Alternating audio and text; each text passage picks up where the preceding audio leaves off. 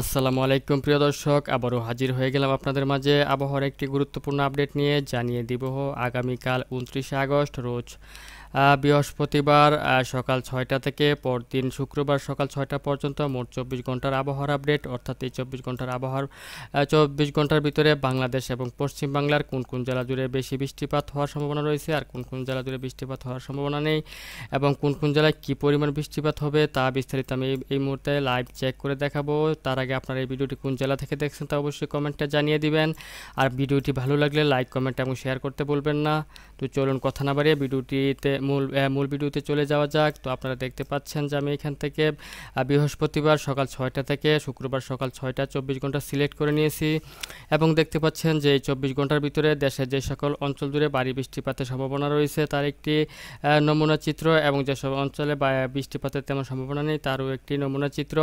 তো ভিউয়ার্স, এই মুহূর্তে আমি আপনাদেরকে আরও বিস্তারিতভাবে দেখাবো যে দেশের যেসব অঞ্চল জুড়ে এই 24 ঘন্টার ভিতরে ভারী বৃষ্টিপাতের সাথে বজ্র বৃষ্টিপাতের সম্ভাবনা রয়েছে। তো আপনারা দেখতে পাচ্ছেন যে 24 ঘন্টার ভিতরে রংপুর, তারপর হচ্ছে ময়মনসিংহ, সিলেট এবং কুমিল্লা বিভাগে সবচেয়ে বেশি বৃষ্টিপাতের সম্ভাবনা রয়েছে।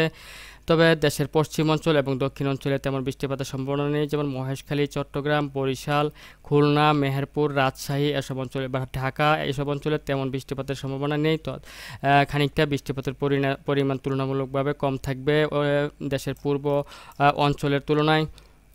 তো ভিউয়ার্স, এই মুহূর্তে আমি চলুন আরও বিস্তারিতভাবে দেখাচ্ছি যে রংপুর বিভাগের যেসব অঞ্চল জুড়ে 24 ঘন্টায় সবচেয়ে বেশি বৃষ্টিপাত হবে।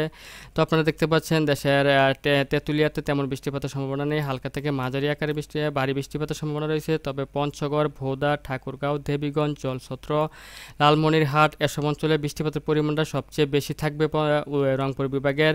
তাছাড়া পীরগঞ্জ, কাহারুল, তারপর হচ্ছে সৈয়দপুর, রংপুর, দিনাজপুর, তারপরে হচ্ছে আপনার পীরগঞ্জ, চিলমারি এসব অঞ্চলে বৃষ্টিপাতের পরিমাণ তুলনামূলক কম থাকবে, তবুও আপনার মাঝারি থেকে ভারী বৃষ্টিপাতের সম্ভাবনা রয়েছে এসব অঞ্চলে।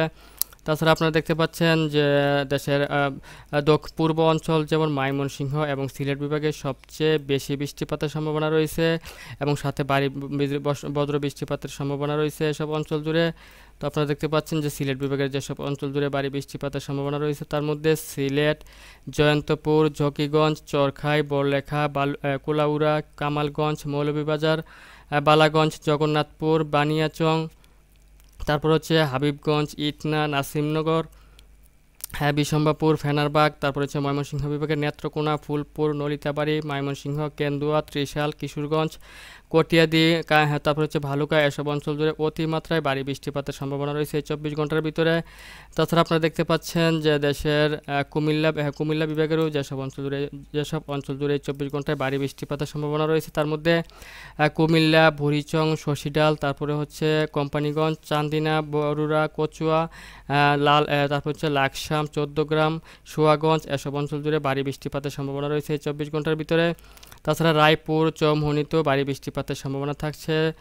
তবে ঢাকাতে 24 ঘন্টার ভিতরে বৃষ্টিপাতের পরিমাণ তুলনামূলকভাবে কম রয়েছে, যেমন ঢাকা, মুন্সিগঞ্জ, ধামরাই, দোহার, তারপর হচ্ছে শিবচর, মাদারীপুর, মকসুদপুর, ফরিদপুর, শিবালয়, ধামরাই, নাগরপুর এসব অঞ্চলে বৃষ্টিপাতের পরিমাণ খানিকটা কম থাকবে।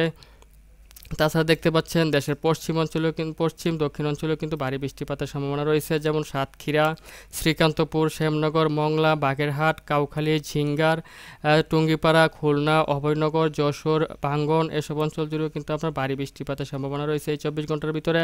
তবে একেবারে দেশের দক্ষিণ অঞ্চল যেমন মির্জাগঞ্জ, মাঠবাড়িয়া, পাথরহাটা, কলাপাড়া, বরিশাল, ভোলা, বুরহানুদ্দিন, লালমোহন, চরফ্যাশন এসব অঞ্চলে আপনার খানিকটা বৃষ্টিপাতের পরিমাণ কম থাকবে। তাছাড়া আপনারা দেখতে পাচ্ছেন দেশের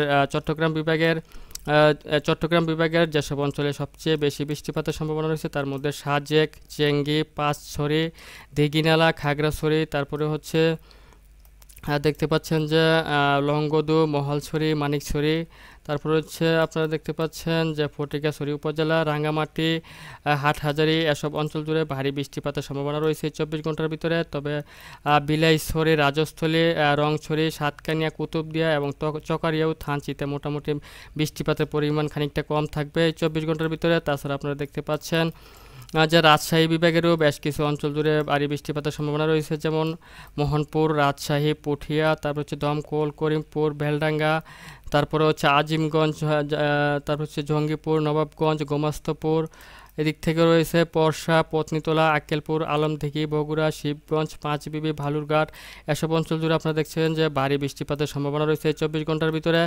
তো ভিউয়ার্স, আপনারা দেখছেন হচ্ছে বৃহস্পতিবার সকাল 6টা থেকে শুক্রবার সকাল 6টা পর্যন্ত মোট 24 ঘন্টার আবহাওয়ার আপডেট। তো এই ছিল আমার কাছে এই মুহূর্তে আবহাওয়ার আপডেট। যদি ভিডিওটি ভালো লাগে তাহলে অবশ্যই লাইক, কমেন্ট এবং শেয়ার করতে ভুলবেন না। আর সবার আগে সবার প্রথম সঠিক আবহাওয়ার খবর জানতে আমাদের চ্যানেলটিকে সাবস্ক্রাইব করে সঙ্গেই থাকবেন।